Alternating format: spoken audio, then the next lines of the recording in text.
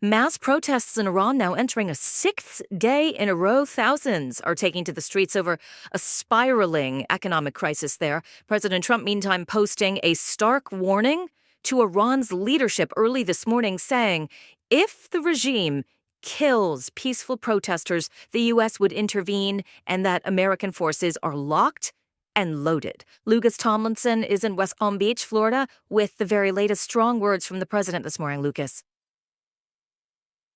Indeed, Julie, good morning. These protests have been growing nationwide in Iran over the past 6 days and are now in at least 27 different cities, Julie. And as you mentioned, President Trump posting a stern warning to the regime just before 3 a.m. in Palm Beach. I'll read you the full text, Julie. It says, the president said, quote, if Iran shoots and violently kills peaceful protesters, which is their custom, the United States of America will come to their rescue. We are locked and loaded and ready to go. Thank you for your attention to this matter.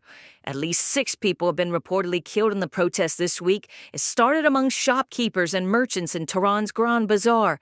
Students have now taken to the streets with truckers and bus drivers, protesting runaway inflation, a currency that has lost 40% of its value since Israel launched its 12-day war against Iran, supported by those American B-2 bombers, stealth fighter jets, and Tomahawk cruise missiles from the guided missile submarine USS Georgia. Iran's Secretary of its National Security Council responding to Trump in a post of his own, saying, quote, Trump should know that American interference in this internal issue is equivalent to chaos across the entire region and the destruction of American interests. The American people should know it was Trump who started the adventurism.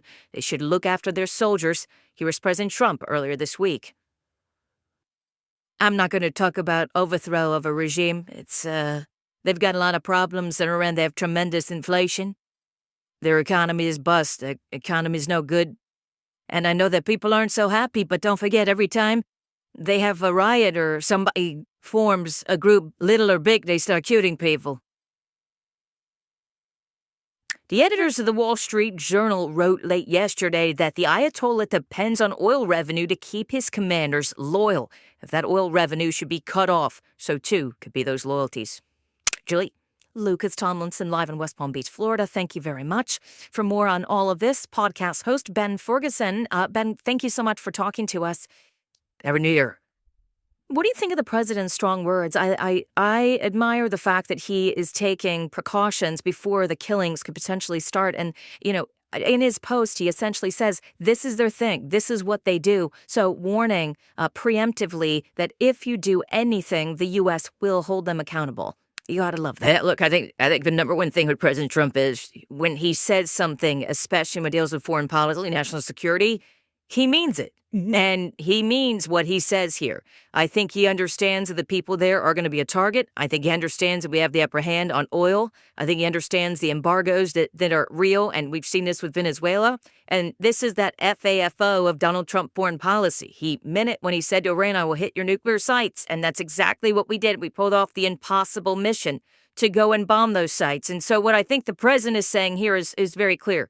We're not talking about invading Iraq, right? That's not what this is. Yeah, what he is saying is, I have sanctions I can use against you, blockades, I can go after your boats, I can go after your oil, and I can hit military targets. And the president of the United States of America has been crystal clear. You don't mess with him. When he tells you there's a red line, he means it. Unlike Biden, unlike Obama, their red lines meant nothing to the world. Donald Trump's red lines clearly mean something, and you have a very quick history you can learn just how serious he is, and I think Iran should listen up. Yeah, it depends on whether or not they're going to actually listen.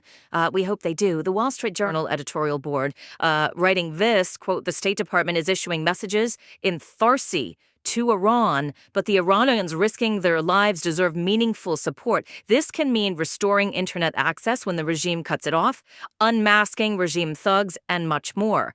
Aaron McLean, retired Marine infantry officer, echoed that statement earlier today. Listen. As the president's own comments imply, words are probably not going to be enough. We've been down this road before. These protests tend to have tragic endings, and it may be helpful for the United States to take action in support of the protesters.